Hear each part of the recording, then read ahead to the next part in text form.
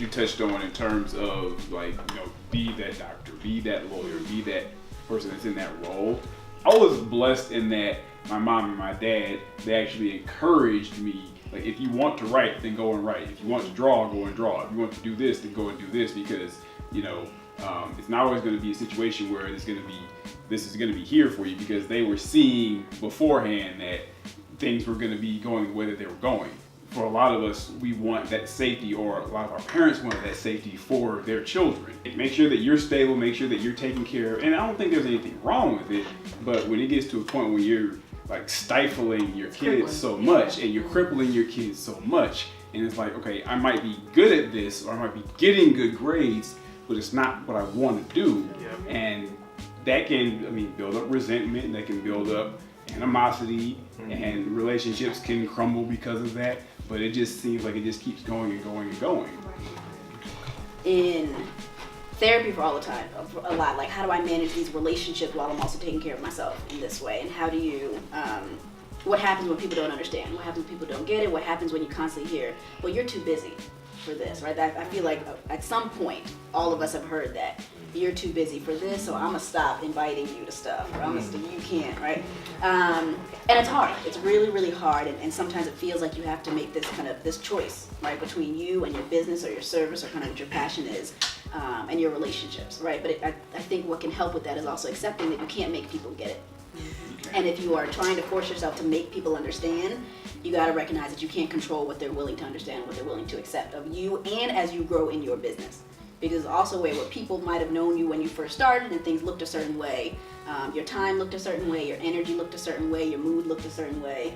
And whether you are creating more success in your business or kind of points that get hard, people might see you in kind of one specific box, but don't understand that 3 years down the line, this might look very different. I started cutting hair at 12, 13 years old, and I got good at it. So I did it.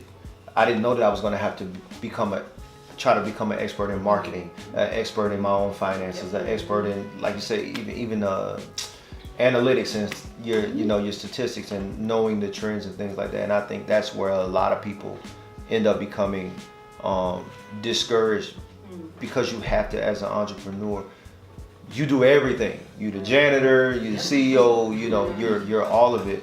And social media manager, and so you may be good at a lot of it, but if you're not good at one thing, that can be your whole business. If you're not good at marketing, that's your whole business. If you're not good at finances, that's your whole business. And I think that can play on your mental health as well. Obviously, we're all really passionate about this topic, and I think a lot of the work that we've been, like, we cover like all areas of health, but we found ourselves doing a lot of events around mental health.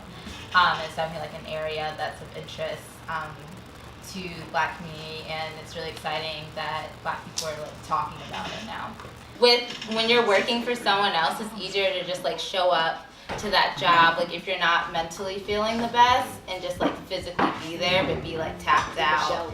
Yeah, but like when you're an entrepreneur, it's like, I don't know, I feel like we always have to be on, and like if we're not on, if we're taking mental health days, like if we like literally mentally are not there, like in our heads it can be like our business is not gonna like like we need to be 100% like all the time, like always hustling, always like trying to get like the next customer or more money or whatever. So when it comes to entrepreneurship, it's this very accepted and kind of prideful thing that I just don't sleep.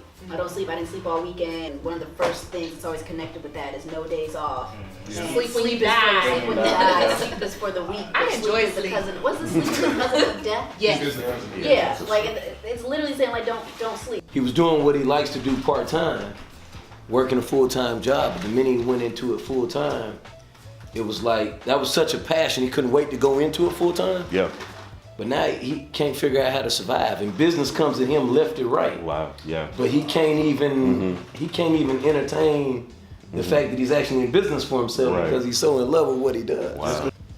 I can't honestly tell you I love what I do.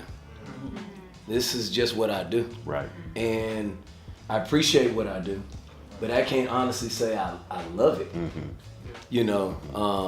And I think to be honest with you, I get high off of the weirdest things.